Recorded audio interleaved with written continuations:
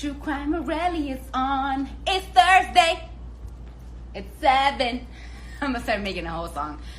Brought to you by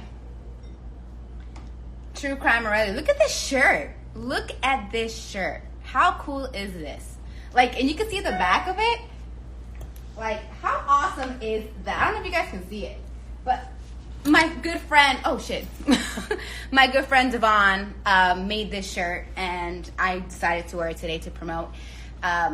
If you guys are interested in having a shirt, let me know, or send a DM to Devon and make it happen. That shirt is way cute, right? It is so cute. Hold on, let me see. Block this. It's too loud for me. Okay, wait. Oh my gosh. Turn this off. Hi, my loves. So yeah, we're here. It's Thursday. It's episode 10, guys. Can you believe it's episode 10? Episode 10. Like, y'all don't understand. Season 2 is almost over. We have 2 more episodes for this season. So we're gonna have to make the last 2 episodes, Dillon, really fucking good. Just woke up, man. Hey, man. You got about like 10 minutes. You got 10 minutes. Dillon is a vampire. He likes to sleep during the day and be up all night. And I'm like Blade. I'm the day walker. It makes sense, guys. It makes sense. But we're gonna start off.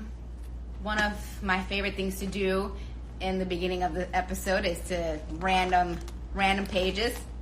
This is from Rites of Burial. Sorry, I can't speak today. Burial. Rites of Burial, the shocking true crime account of Robert Berdella, the butcher of Kansas City, Missouri. Before that, actually, you know what? Let me read a passage and then I'll tell you a little story. That's pictures. Wait. Let me see here. Here we go. Chapter 5, Mr. Kellogg. Yeah? I'm Detective Wilson, and this is Detective Caseball from the Kansas City Police Department. We're investigating this Bob Berdella matter, and we'd like to talk to you for a minute. Freddie Kellogg turned around and glanced at his girlfriend, who was watching with interest. Okay, Kellogg said, lowering his voice, but let's do this somewhere else. The detectives have been looking for Kellogg for several days. His name was on numerous pieces of paper in Berdella's house. Berdella had sued him in Jackson County Circuit Court for renegating on various agreements, and Kellogg had jotted a page worth of his friends' phone numbers in Berdella's telephone directory. The detectives took Kellogg back downtown to get a full statement. As police soon learned, Kellogg, 24, was just one of many boarders who had stayed with Berdella in the last decade. Berdella's large house had spare bedrooms on both the second and third floors, and before they were overrun by clutter, most of the rooms had been inhabitable. Many of the boarders used Berdella's house as a temporary shelter and had little or no physical contact with Berdella. But at least one housemate, Kellogg, was Berdella's lover. Once Kellogg began his tale, the detectives had little to do but sit back and listen. So, if you don't know about Berdella, I think he'll be a great episode to do. I think it's going to be really good, interesting. So when I went to the Sack Bagging Museum in Vegas with Dillon and the crew, they had a true crime section. And, that's where, they had the Richard Ramirez ash box, his body tag. They had Ted Bundy's murdering kid in the mask, the ski mask. They also had a room of Berdella where it was the actual bed where he was torturing these people. And the bed was, till this day how they have it, with all the body fluid stains, blood stains, whatever you can think of that was on there. So, if you don't know him, look him up. He's Robert Berdella, the Butcher of Kansas City. I don't want to say too much because I do want to do an episode on him. So, that's a little sneak peek of that book. It's that one. This guy was brutal. The way he was tortured and the way he mutilated these kids, these young guys, was insane. So that's a little snippet of that. I know Dillon was saying that he's just waking up. Hey, my love. Hi, beautifuls. Your hair looks good today. I love that you don't wear a lot of makeup. You make me feel brave. Thank you. Well, here's the thing. The older I get, the more I realize that your natural self is the best self. Like, you should just love yourself, period, right? And I have a thing, like, you guys know me, I'm a vintage girl. I love the 80s, I love the 90s, I love the 70s. And back in those days, you really didn't have girls wear a lot of makeup. I mean, the 80s were known for those, like, bright-ass colors and stuff when you would go out. But, like, you see all these girls, and they're like, wow, I want to look like they're so naturally beautiful. I would love to bring that back. It's always been that way for me. So if I can break the mold of, like, all the cakey makeup and just go back to the natural 90s supermodel, we don't need makeup, 80s, I'm here for it. I will volunteer and open that up. I do have makeup on, though, because I had an audition today, but thank you, very sweet of you. Danny is on! Thank you so much for that. So, I'm going to let Dillon wake up a few minutes, but I know you guys have questions. We can either I don't want to start talking about Gein or Leatherface yet, because Dillon's not on.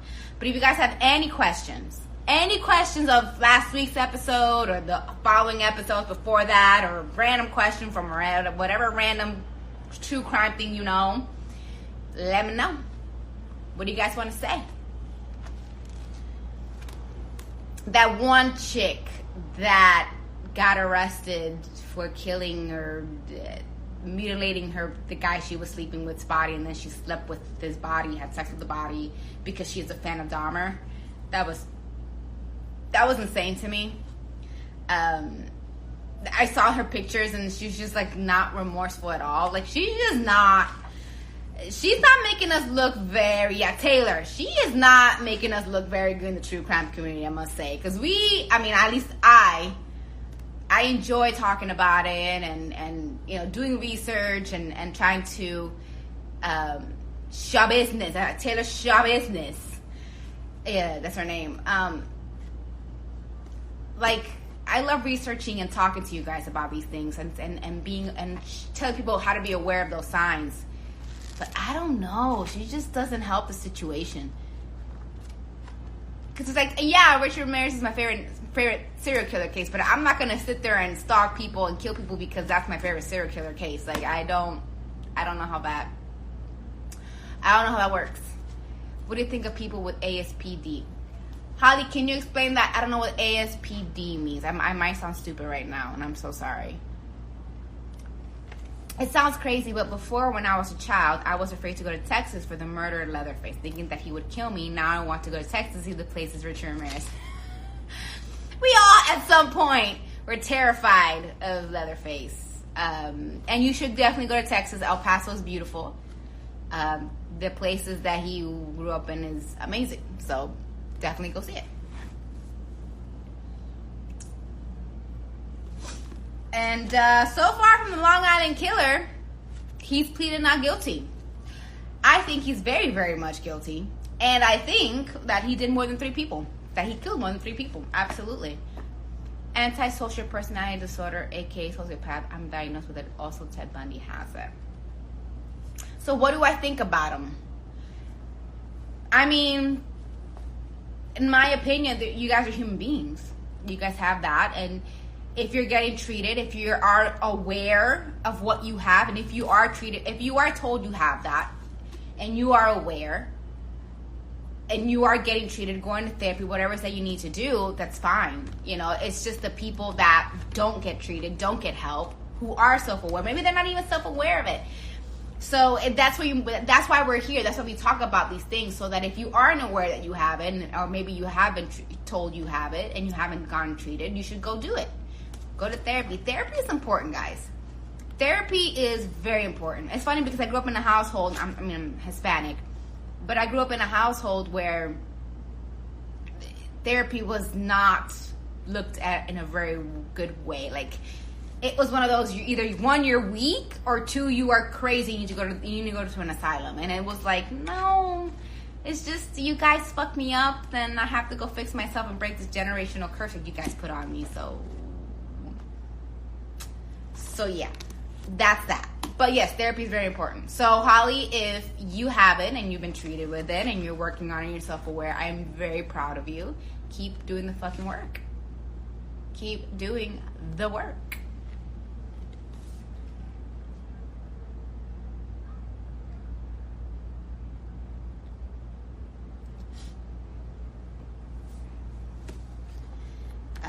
Wait, huh? I want to see. I also heard there was a Jeepers Creepers movie out. I like Jeepers Creepers. The first two was my favorite. But I heard the last one sucked. I'm not going to lie. I'm kind of nervous. My audition was really good. Thank you so much for asking. It was all the way at the beach in Santa Monica, so I had to drive an hour and a half back to downtown LA. So I made it just in time for you guys, because it was a long-ass drive. That's what it was. The last one did suck. I haven't seen it, but I've heard about it. I don't know. I'm a little, I don't know. All right. So, while we're waiting for Dillon to start the Ed Gein thing, what questions do you have for me? We have 2 more episodes, guys. Season 2. 2 more episodes, then we're going to take a little break. Dillon and I need a break sometimes from this. It's good for mental health. We have a lot of things that, you know, we're going through. I mean, everyone is. But we're going to do 2 more episodes. And we're off for September, I believe, end of August, September. So, and then we come back for Halloween. So, any questions you guys have, please start asking them. You have 2 episodes. Write them down. If you have ideas during the week, just write them down for me. Also, the shirt, guys. This shirt. How awesome is this shirt? How awesome is this shirt, though? I'm just saying.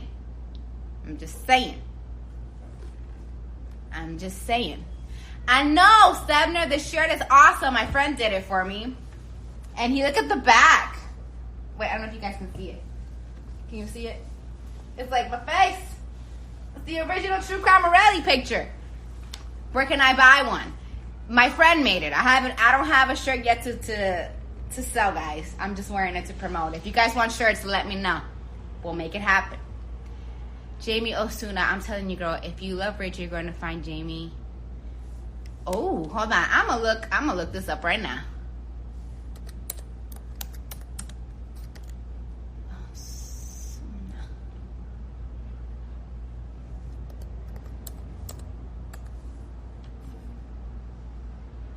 Oh, I've heard of him before.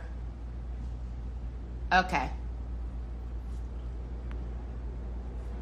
We did the Hillside Strangler, actually. We did double feature with that one.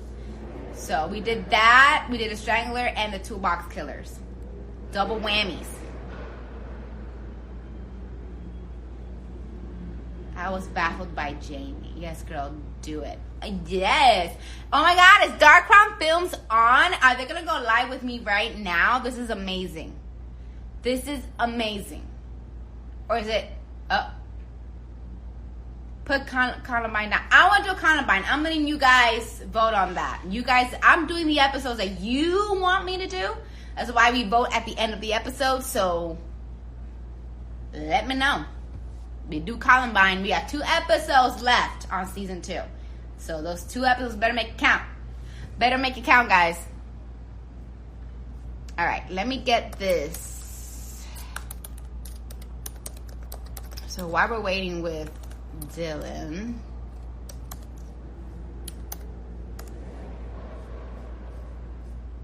all right. Everybody vote Columbine.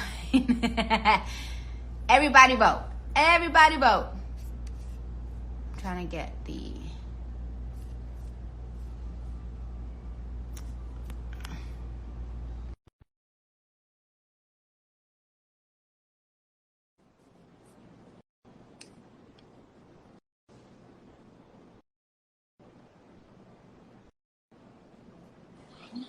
Oh, Leatherface is here. Mind your business. You need to mind your business. How are you today? I'm good. Good morning. Good morning, everybody. Good morning to you, sir. Good afternoon to everybody. Good evening for everybody else. I'm all right. All right. enjoying this heat with that mask? Huh? Are you enjoying What that mask? heat with what? Oh, I don't know why you keep saying that. I don't know because your face be changing on me. I don't know. I think you're reptilian. Could be. All right. So I love that you're logging on to our Dark Crowns. I love this. That's So what happened. I'm gonna let you hop on this Leatherface, and then Okay. we'll get into the connection with Leatherface and Gein because you know a lot more about Leatherface. All right, sounds good. All right, so in 1974, Tobe Hooper makes probably at the time the most horrific, terrifying film in movie history, which is the Texas Chainsaw Massacre. Very low budget, experimental, shot with incredible realism in the sense of, so if you see the film and you see the family in the house and there's Leatherface and Grandpa and the hitchhiker and there's all these like carcasses and the food on the table, all that stuff was actually rotting meat. Wait, really? Actual rotting meat. And it was Texas, and it was, I think, during summertime. And if you can imagine the smells. Wait, so you're telling me, wait, time out. Rabbit hole moment. Rabbit hole! Wait, so you're telling me on set. On set. This was real rotting meat. Yes. And in the middle of Texas summer. Yes. Oh, hell no. The guy who played Leatherface, Gunnar Hansen, he refused to take a bath while filming this movie. So he stunk really bad. All the cast members said that they didn't like to be around him, yet they were forced to be in this room, specifically the dinner scene, for hours and hours and hours, and they had to reshot that multiple times, I think for the whole day, because Tobe Hooper wanted to get it right. And it stunk so bad in there with the rotting meat and Gunnar Hansen for not taking a shower for like 2 weeks, that some of the crew was actually throwing up inside the room. So if you could add that smell on top in Texas summer. So you having all these nasty smells. They got the windows closed because they don't want to change the light scheme. And they were basically locked in this room of horror, which added to the realism of the film, which I always thought was really cool. Pretty much didn't have to act. It was literally legit feelings and emotions in that room. Yeah. Wow. So, what inspired Leatherface? Why Leatherface and why Texas Chainsaw Massacre? Like, what inspired that? Well, I think it was obviously Ed Gein, the man of the hour today. Ooh. And he's inspired many horror films, including Psycho. Really? Yeah. Oh, man, I can't remember the main character's name. Somebody, give me the main character's name. I can't remember. But, in Psycho, he pretends to be his mother. And he has his dead mother locked up in his house, just like Leatherface and his family had their great-grandparents' corpses within the house. What? So, yeah, some weird stuff. We know Ed Gein was digging up bodies, but we'll get into that later. But as far as Leatherface is concerned, at the time, even before Halloween, which came out in 1978, Texas Chainsaw Massacre in 1974 was the kind of slasher film that no one was expecting. And so Texas Chainsaw Massacre was before Halloween? Yeah. Wow. 4 years before. Wow. And, as you know, Carm, a certain specific serial killer, Texas Chainsaw Massacre was their favorite movie. Who might that be? Richard Ramirez. Right, Richard Ramirez. Texas Chainsaw is his favorite movie. Another person from Texas, so maybe that's why he liked it too. Yeah. That's crazy. That's crazy. So, the connection here with Leatherface, who still to this day is one of like the scariest monsters. People that's so terrified. And yet we go see it. The connection is Ed Gein. So Ed Gein was born August 27th, 1906, which is Edward Theodore Ed Gein, that was named, and then died July 26, 1984. So Ed Gein was known to literally dig up bodies, skin them, and create things in his house made out of human skin. That's right. And I think he killed 2 or 3 people. Yeah. And they were all females. Like, right? Even the ones that he dug up was females. I believe, or was a male. Let me see. Female. Woman at the bar. So, and okay, that makes sense, because what I was gonna say next was like, didn't he have like a weird obsession connection with his mom? Yeah, well, his mom was a religious nut, and he and his brother were raised by his mom and under an insanely strict religious rule. So again, I think we talked about this in the past, but yeah, a lot of these serial killers grow up in this really strict Christian type family. Yeah. Where the littlest thing is a sin, so they're very repressed, and they have all these things they want to do, but they're evil and they're sin, and they just keep repressing it, and then ultimately it just kind of explodes. Yeah. After Ed's mother died, he felt free to do now what he wanted to do. Now, see, that's true. That's true.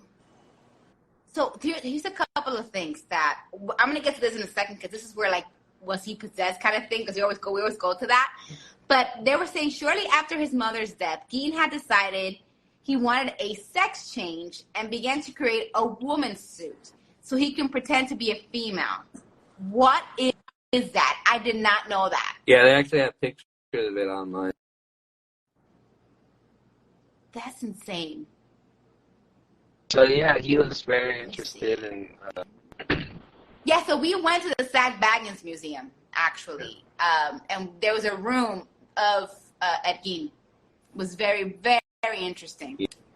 Yeah, and so like Leatherface, of course, Toby Hooper got the idea that Leatherface would skin people and wear their skin, body parts, make things out of their flesh.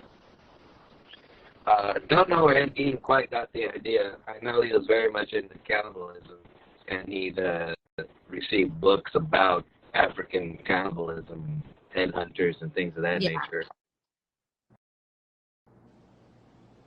So here are the things. So the connection with Leatherface. Oh, Dylan is freezing up on me.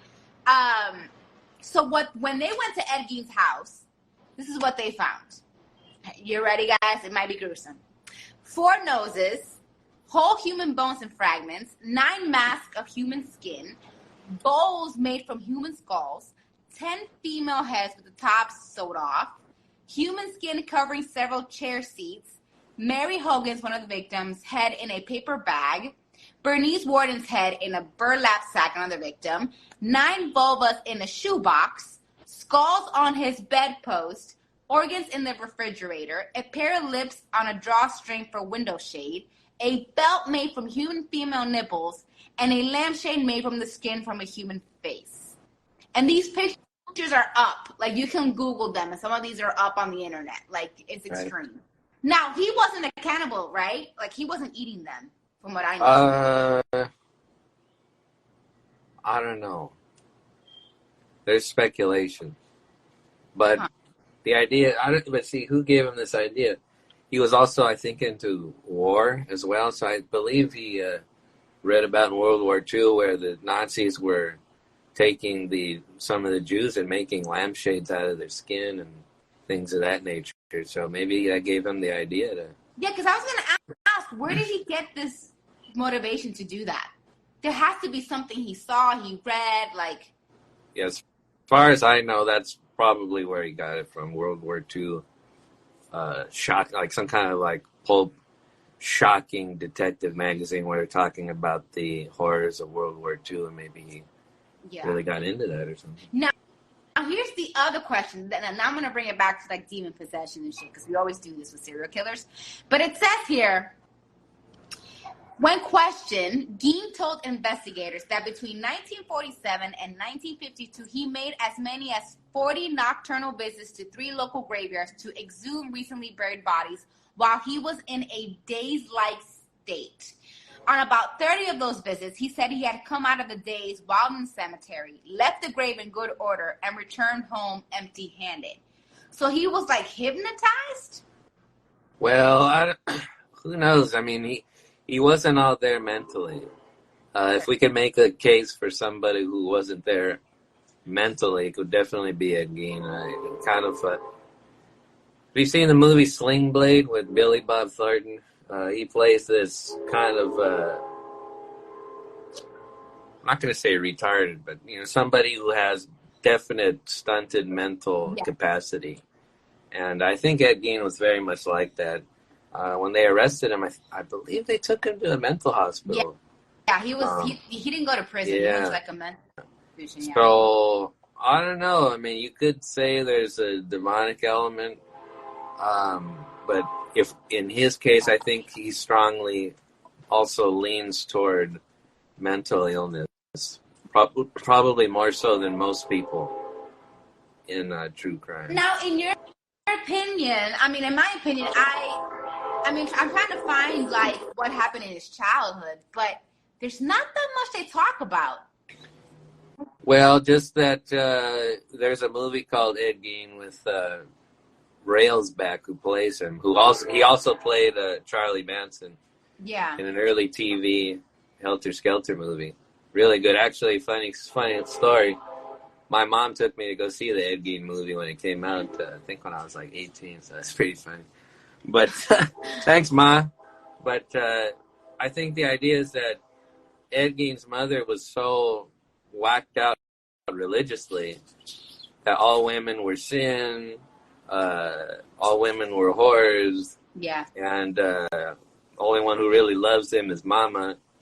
And that just totally kept his mental level at, I guess, the level of a child. And really messed up his already non-healthy brain. And it just kind of set him on a path of having a twisted, fractured view of the world. Yeah. I think he was so obsessed with his mother that he went and dug her up and finally dug up other people because he was a lonely guy and kind of made them his friends. And whereas, some people, they go and have a good time with their buddies doing crafts, sewing, and things of that nature. His mom wouldn't let him go out and be social. Yeah. His mom didn't let him be and have any friends. So it's like his mom definitely 100% was to blame for his actions, for sure. I mean, you know what I'm saying? Like, oh, yeah. And he's also a suspect of killing his brother. That's right. Because I'm reading that. I was like, oh, wait a second here. So whereas some people go out and they meet with the group and they go sew or play bingo or something, Ed was doing the same thing, but his friends were all dead.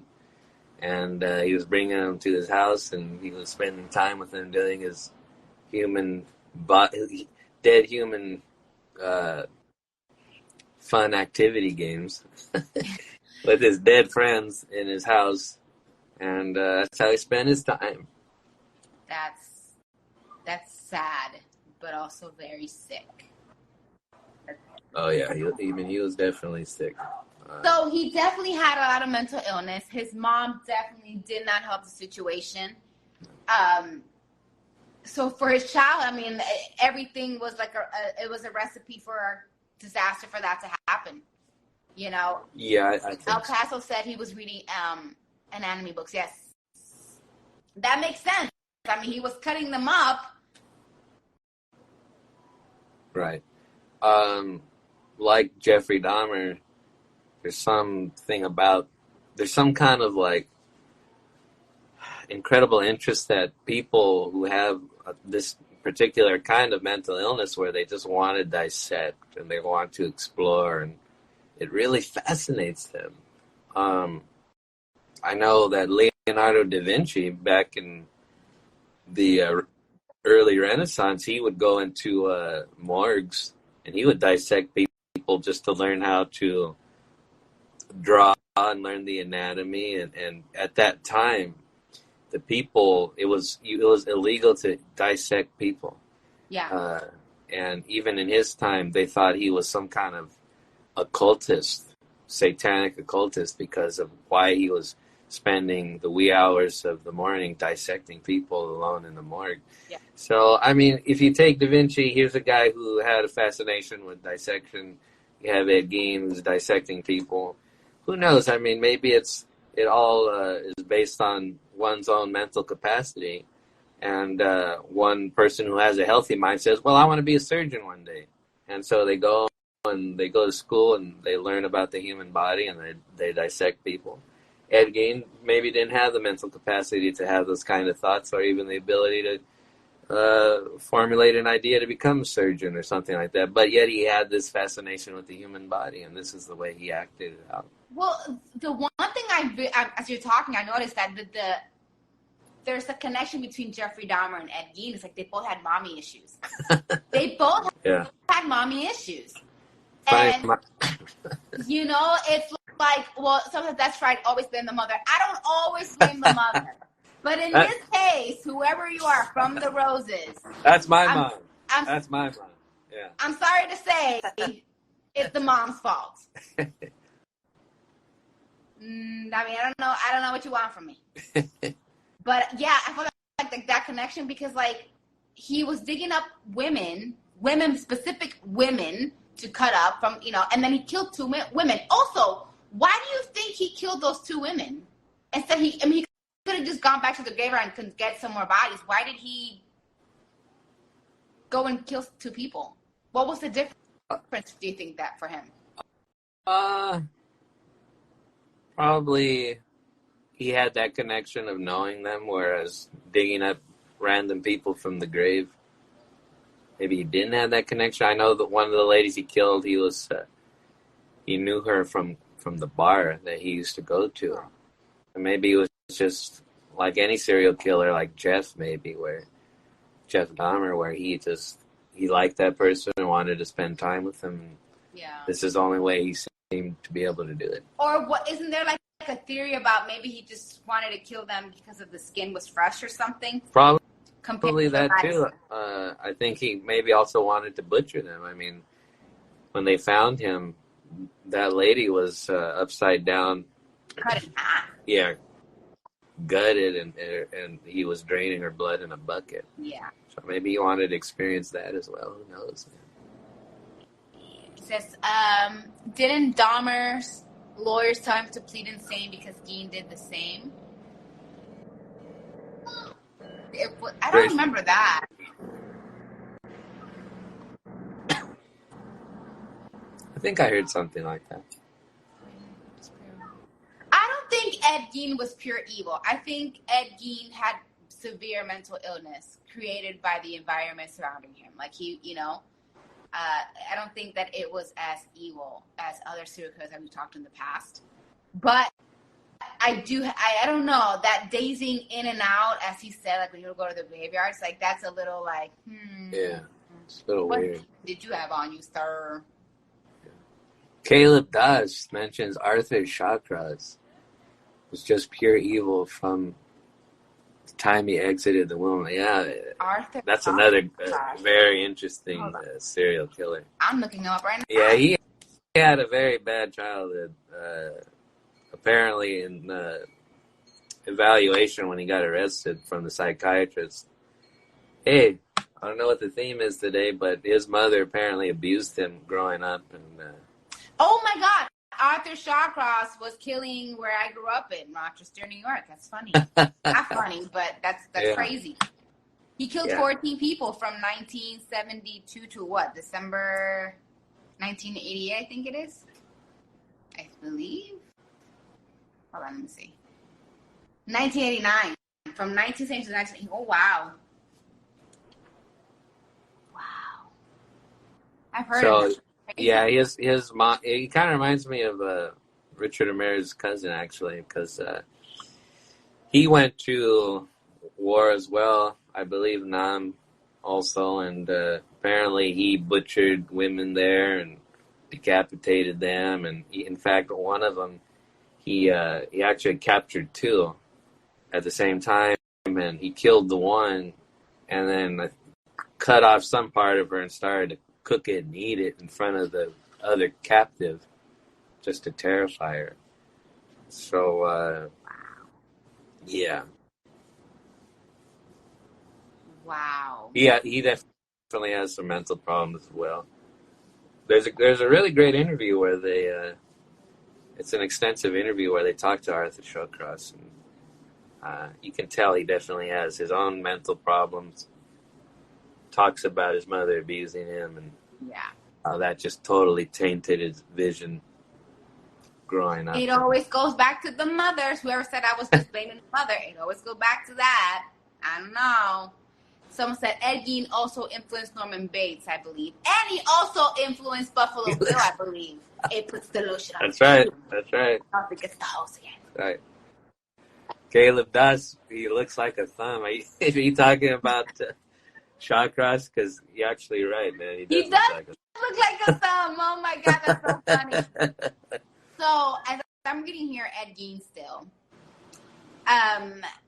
When the cops got him and they investigating, a 16-year-old youth whose parents were friends of Gein and who attended ball games and movies with Gein reported that he was aware of shrunken heads, which Gein had described as relics from the Philippines sent by a cousin who had served in World War II. Upon investigation by the police, these were determined to be human facial skins carefully peeled from cadavers and used as masks by Gein. So did he have a cousin in the war, or did he was just making up stories? I don't know about that fact precisely, but I'm sure of it. A lot of people at that time, especially during Ed Gein, World War I, a lot of people went to war at that time. So World War I, World War II, a lot of people were drafted. Yeah. I wouldn't doubt it. He definitely couldn't be drafted. He didn't have the mental capacity to serve for the army, but probably a member of the family. Wow. Yeah, Ed Gein was a very interesting guy. I've always wondered what made him be so fascinated with cutting up things and making furniture and masks out of skin.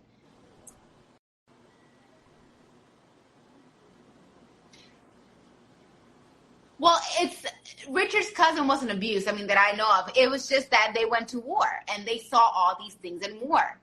And they're going to be a part of that. And I think that he grew fond of doing what they were doing, and that was his thing. He found a passion in that, I believe that anyways. And also, it's a Spanish household, you grow up, sad to say, but you do grow up in households back in those times, and in old school, where they abuse you, they hit you.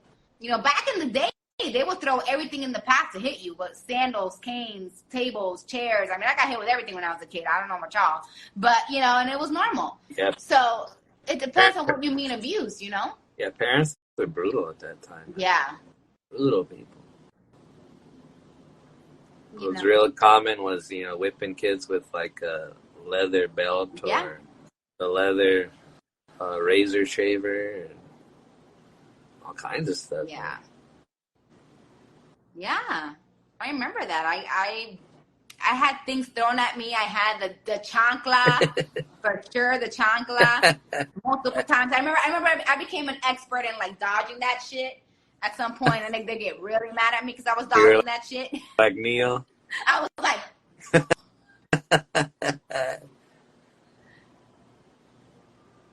I mean, if you think about it, you go to war, you are definitely coming back with some loose screws for sure. Anyone can come in there being healthy, but you're coming back with some kind of PTSD. Yeah. I'm sure. You know. All right, we have questions. Questions for Dillon. Questions for me. Questions about Gein. Questions about Leatherface. And I'm still looking. See if they...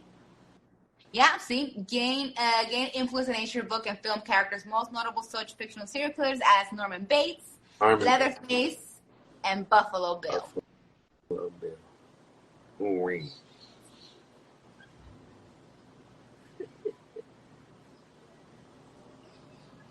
There's a musical on him? I think there is. A graphical musical titled Ed Gein, the Musical, premiered on January. Yeah. I want to see how that one looks. The musical. But I suggest everybody go check out that movie Ed Gein. It's a good movie. It's one of an early true crime film, and it's actually really good. I don't know why it didn't get any. I'm sure it would have now if it got released, but it's a really good movie. I recommend it. With Stephen Railsback. I believe that's his name. Good movie.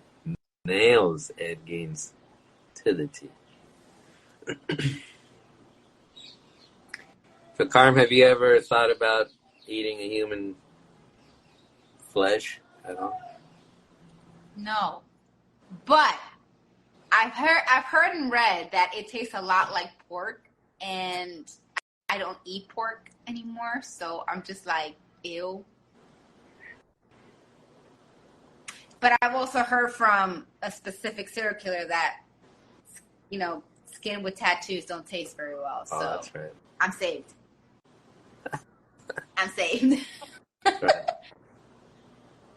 Would he be the number one serial killer since Gein inspired so much stuff that became classics? Hey, I mean, he's definitely one of the classics. He's definitely one of the old school killers, Yeah.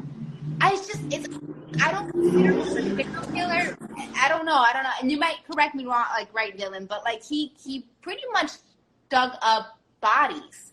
Well, I think as far as what the idea is, you have to kill 3 people to be a serial killer. I think he only killed 2, maybe.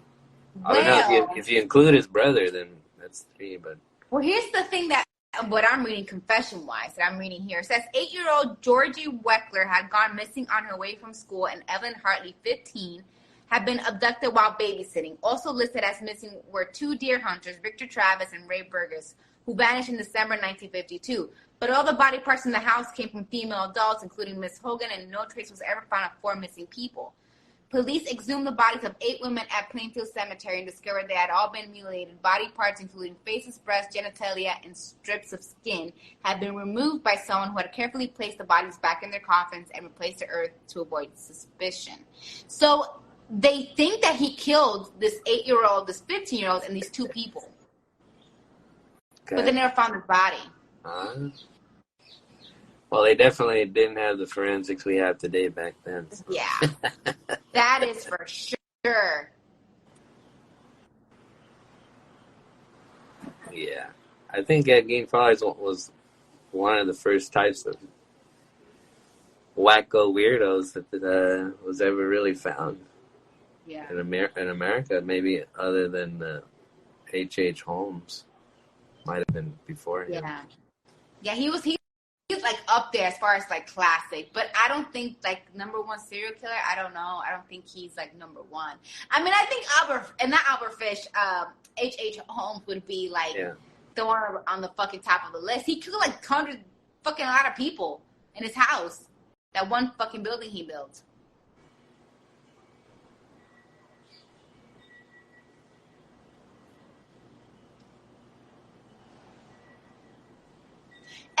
was pretty smart. That was the thing, though. He was he wasn't social. He was very socially awkward, but he was good in school. Yeah. Again, he also studied the anatomy, so he knew where to cut and stuff, which is really weird. You gotta know. Like, it's just creepy. Fuck, fuckity, fuck. That's right. Fuck, fuckity, fuck. Well, I cut out. Yeah, you're back. I think you're back now. There you are. So Ed Gein, I think probably best was, other than the Ed Gein film, I thought probably best compared to Leatherface, as opposed to Norman Bates from Psycho and Buffalo Bill from Silence of the Lambs. I think Leatherface shows his qualities more so. Leatherface. Do they ever show the childhood of Leatherface, like why he became that way, or they were just all weird from the get-go? You know what? I haven't seen all the films in the franchise. I kind of avoided the newer films, so I don't know. But the idea is that the whole family was just like a cannibal family, and he was born and didn't have, like Ed Gein, he didn't have the mental capacity to think and rationalize, and so he's kind of just this grown man with a kid's mind. And killing to him necessarily isn't evil; it's just what they do. Yeah. And I think that personality carries very well in Texas Chainsaw with Ed Gein's stunted mental capacity. Kylie said Leatherface was never supposed to be the face of the franchise. Leatherface was more of the pet of the family. Yeah, that's true. Yeah. Yeah, I don't know if Tobe Hooper wanted to make a part 2, kind of like John Carpenter and Halloween. I think they were just wanted to do a one and done deal, but people were so interested in it, they needed a part 2, and back at that time in horror film, there wasn't any kind of franchise other than the Universal classics like Dracula. They made so many Dracula films, so many Frankenstein films, Wolfman, Creature. So there was a huge gap to where there wasn't like a franchise after those old classic monster movies. And then with, I think, Leatherface, and in 78, Michael Myers, and then in the 80s, Jason Voorhees, that they became the new iconic monsters. And there they go again making the franchises. So. Yeah. Then Michael, Jason, Freddy came out and they decided to bring him back. Oh. Yeah. Interesting little info. I don't know that. Elizabeth Bathory is pretty prolific. Isn't Elizabeth the one that killed the girls for blood? Like she would bathe their blood? Yeah. Yo, she's that's definitely some weird stuff. That she's definitely up there, and that's I think that's the serial killer right there.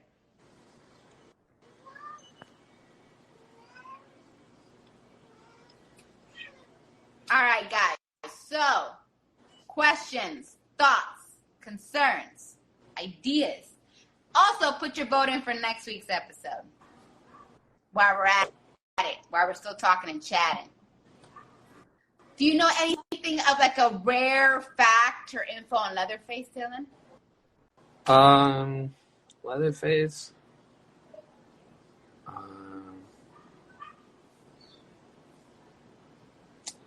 Well, I could say that, again, like Michael Myers, the thing that makes Leatherface stand out the most is his masks that he wears. And in the film, the original film, he wears 3. He wears the one that I'm wearing now. He wears another one where it's painted like a woman with makeup. And then he wears one that looks like a grandma. So he had these different personalities in the different faces he wore. And when he wore the grandma one, he was, I think, cooking. So he was being I didn't even grandma. know that. But the interesting fact on how the effects artist that made those masks is he made his own concoction of latex and fiberglass, and by mixing those two together, he was able to create a kind of a translucent skin for his masks in the movie. So it gave the appearance of flesh. So it's kind of cool. Wow. Kind of cool little fact. That's a cool little fact there. See, I don't know that shit. Yeah. That's a Dillon fact right there. Not me. Someone said, how about another female serial killer? Yes, Devner, that's a good idea. Emily said, toy box killer. Interesting, I was just reading about him. That's a brutal one. Son of Sam, that's an interesting one. Okay, so we got a female serial killer, toy box, and Son of Sam. Put your vote in, guys. What you want. What you want. What you really, really want. I sing Spice because I know it. Oh, my goodness.